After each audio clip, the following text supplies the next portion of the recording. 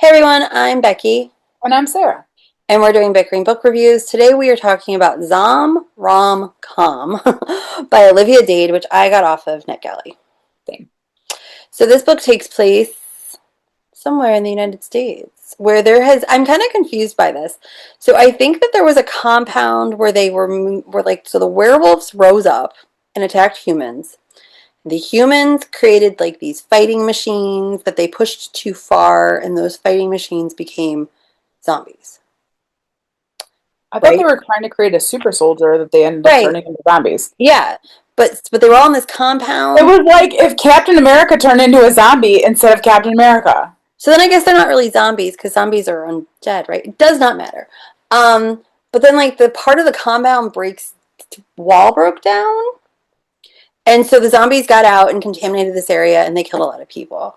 And like where we start the story is this area, this like contaminated area that's kind of like there's not that many zombies.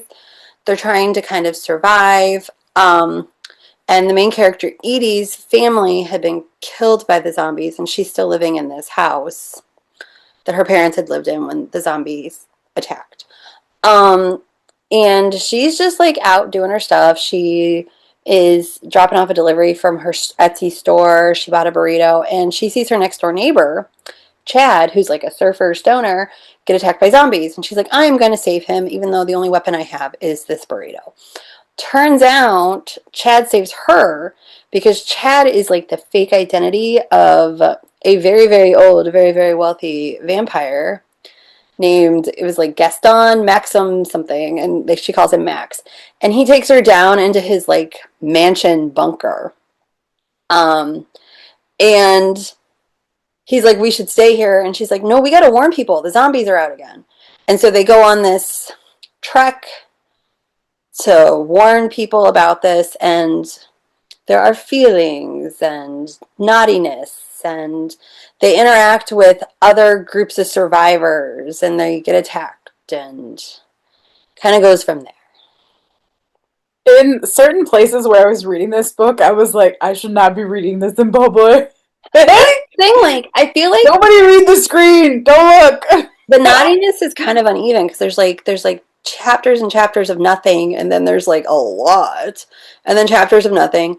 I will also say I have a hard time with Olivia Dade's books because her chapters are so long. See, and that's a pet peeve of mine. Like, that's definitely something that sets me off is long chapters. And don't her chapters feel really long? And I'm sorry, like I try to read on my breaks, and I have a 15-minute break. So if I can't get through a chapter in 15 minutes, or there's no breaking point in 15 minutes, and I read pretty quickly, that throws me off. That makes it hard. Yeah. Um, but besides that, like I did like this book. I liked Edie. I liked Max. Yeah, I did like this book. I think this book had to grow on me though, like because I wasn't Yeah. like I liked pieces and parts of it, but for it to really kind of like push it along, like it really had to grow on me. Because a lot of this book, I mean, as it's a zombie apocalypse, we're focusing more on Edie and Max, and like I just needed a fuller cast of characters, and you get that eventually, but I feel like I still wanted to know, like I needed to get to know them better. Well, and I felt like Max's attraction to Edie's explained, and I get like he's supposed to be a yummy vampire, but I feel like her like actual feelings, not just attraction, happens really fast.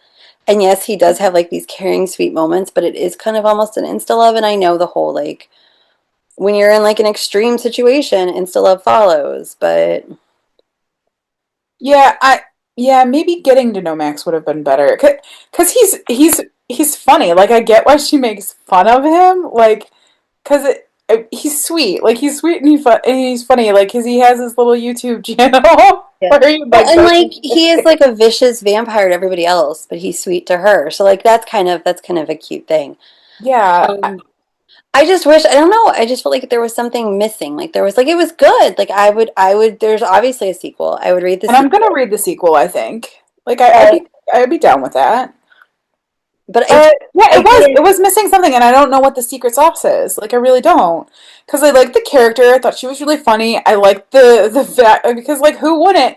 If somebody's named Gaston, of course you're gonna sing Gaston to him. Right. Like, why wouldn't you? And I love that she Like, it was funny. Well, Like, I don't know if it was me not reading close enough, but I feel like it was almost like there would be like a moment where like we're by the river and we fought zombies, and then like literally the next paragraph without any transmit transition, she's talking about how she's in the heated seats in his car, and I'm like, but how did they get to the car? Like when did that happen? did we go to the car? And maybe like in the actual book and not the arc, there's like, like there's like a chapter break or something, which maybe that would make the chapters less hard to get through if there were those chapter breaks. And like I feel like there's a whole thing where like they meet a bunch of survivors at a mall, which is a very like that's a zombie thing. Like that happens on a lot of Oh zombie. yeah. Um, but I feel like the people were quirky but not quirky enough, or they weren't serious enough. Like everything was very middle of the road. Like I feel like we just needed to push it a little bit more. Yeah, they do need to be pushed one way or another. Plus, you didn't really spend much time with them. Like, No. it was set up in such a way that you were supposed to have bigger feelings about them than you actually did because you didn't spend enough time with them to have big feelings. Right. Yeah.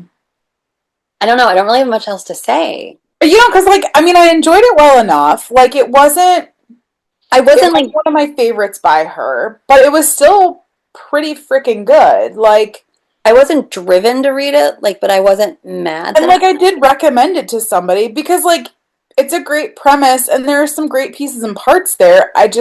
It wasn't one of my favorites by her. and I guess there's so many books in this, like with zombies and vampires, that you have to be a little different. Like, And it is a little different. You're right. It just needed to be pushed a little bit more. You needed to just kind of step up the emotions a little bit more, I think. do you have anything else to say? I don't really. No. So we're gonna rate it. Our rating system starts top with 5 unicorns. We're gonna have 2 unicorns. If we don't like it, it is a horse. I'm at a 3. Like it was good.